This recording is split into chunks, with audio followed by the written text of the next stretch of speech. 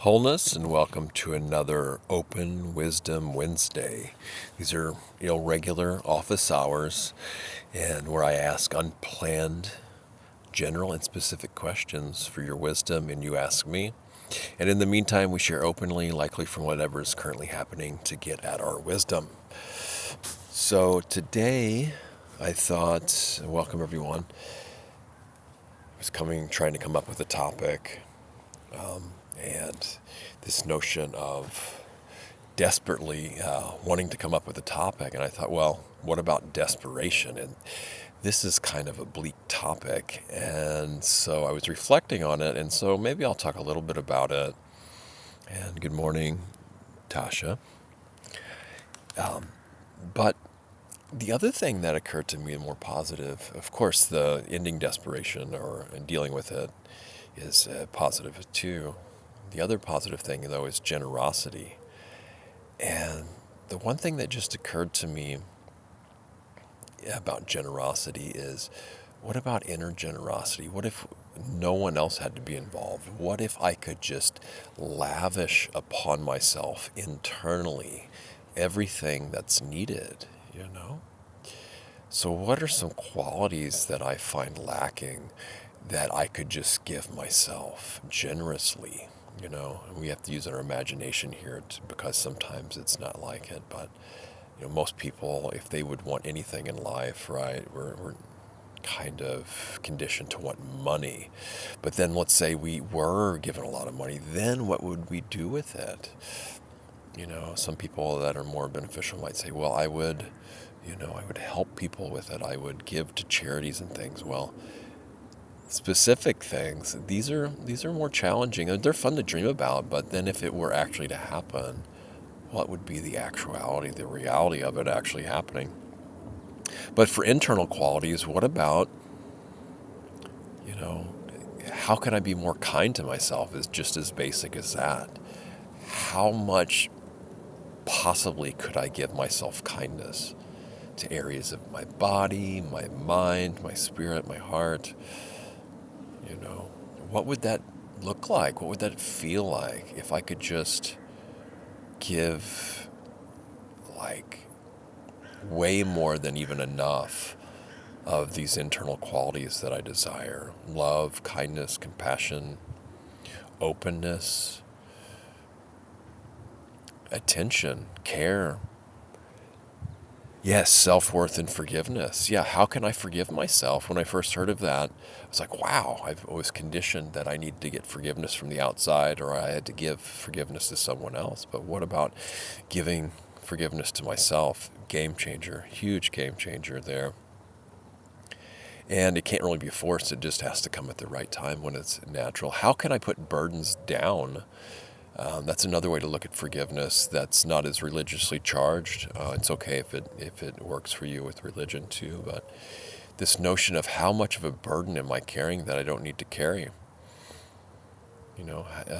How can I put it down and pick it up when I need to maybe, but also not pick it up when I don't need to?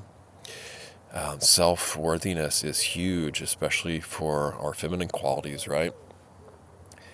That one way I look at it is, what if I didn't have to be, say, or do anything to be completely worthy of my own love, of anything in the world, my own self-worth, that it didn't have to be earned or be a reward for anything, but it was just inherently good in there. And where does generosity come into this? Can I give myself genuine self-worth? The first thing is, how do we define that? I think there doesn't need to be any external thing or what. This is a tricky and touchy one for many people. So I don't know. How do you guys look at self-worth? What's helpful for gaining self-worth and not? I know that for me, my time is more worth than any amount of money or value anywhere, because I'll never get it back. can always make more money and provide more value, but this limited precious time we have is, can't put a price tag on it.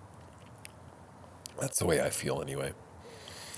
Now I want to jump into this notion of desperation. This is a tough one. I know I dealt with this in relational context years ago, and now that I'm my fiance and I are together, it's easier for me to look back now. But what really turned the corner for me on this one when I heard a teaching about, in the dating area. And dating never really worked for me. I just, it just seemed too shallow. Not that it doesn't work for other people, but what turned the corner for me was when he said this, and I realized I was doing this too, that, yeah, it's so common sense now. Desperation, no one's attracted to desperation, right? I mean, it seems so obvious, but I was just wanted to look for love everywhere. I was just wanting it to be so with so many different people, and that apparently is not too attractive. It seems so obvious now. But the other thing was wanting to give my heart away, and I didn't realize that scares people off too. And the lessons for me is that I could, instead of turning this outward, to turn it back into my own heart and lavishly, generously give my own heart kindness. And so when I can, so that's not desperate at all. I can give my heart as much as I want, and it doesn't have to be a consolation prize either. And so when this self-love, this self-care, this self-nurturing really sinks in deep, and this hard to find, hard to discern thorn that tends to be buried very deeply in the heart, once that's located and removed, then a lot of this can heal. And then we're content with how things are internally.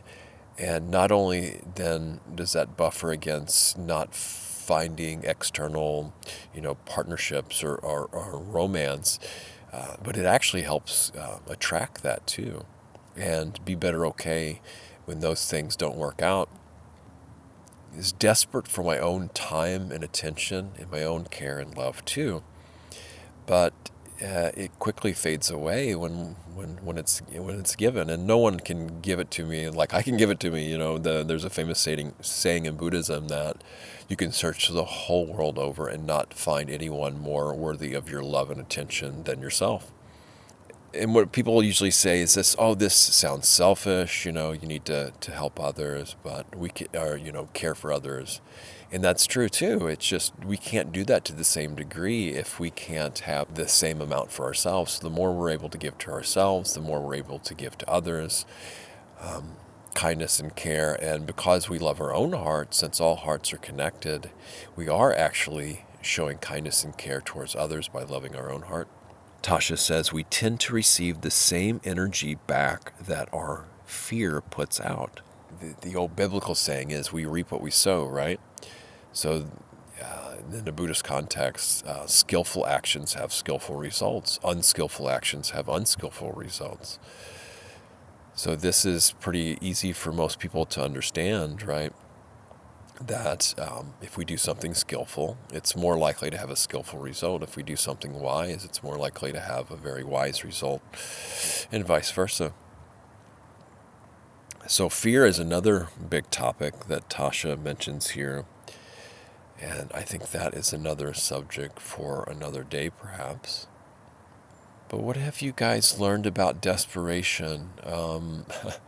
It's a really kind of sad topic. Yeah.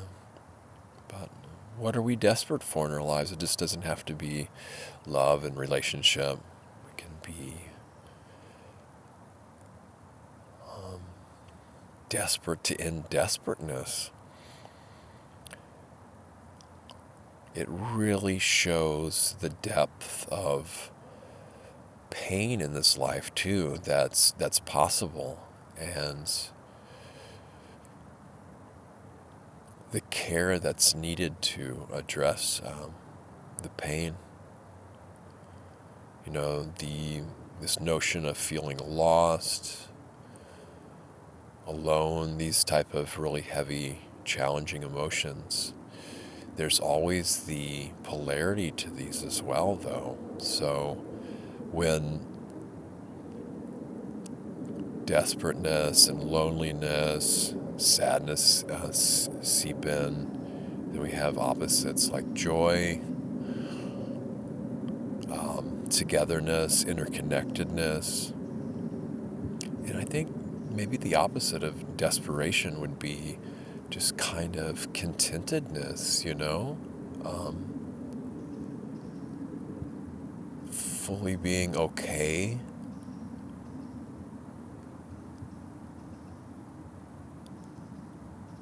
A deep sense of I'm okay.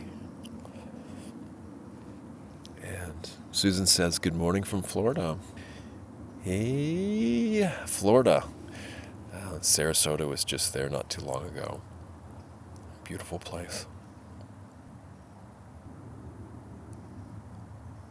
I think I've said enough on desperation and wanting to give one's heart away too soon, and how to go back and care for ourselves. So I guess I would just want to finish up here with returning to internal generosity. Invite you guys to reflect for a moment. What's something I could be generous with internally? What's coming up, or what's easy to give ourselves generously on our meditation cushion and in our inner lives. And I think one of the things that comes up is just the remembering to do that, to just remember to turn inward and ask the question, what's needed inside? How can I give myself more attention to the things that are needed in order for my own welfare and happiness and that of others? Where are my challenges? What weaknesses need strengthening? And what kind of care and what's needed with those? Tasha says, personal gratitude for just simple moments. Gratitude is got to be one of the easiest, most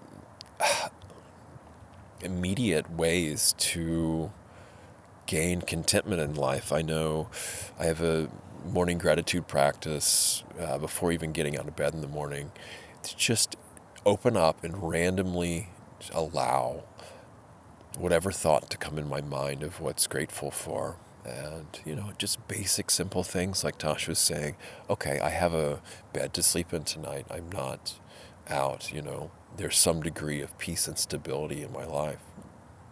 I have my basic needs cared for. There's great things in my life happening in the lives of others. I'm in a fairly peaceful country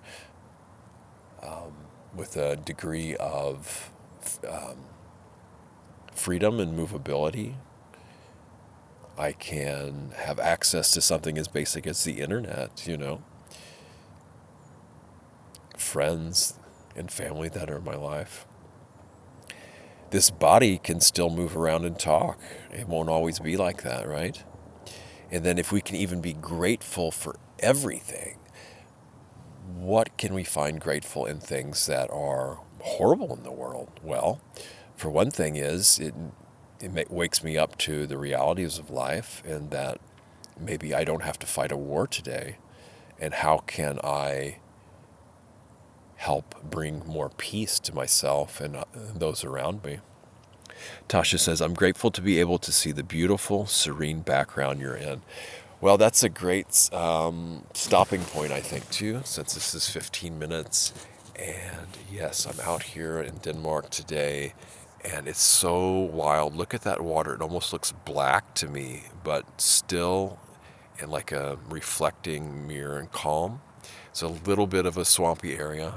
It's a little bit cool, but yes, the surrounds are quite beautiful. And then, of course, we've got an evergreen forest to the right. So with that, I wish you all the most generous times of your lives, and that when you meet desperation, you will have innate wisdom and compassion arise to know how to view it and take the right action. Bye.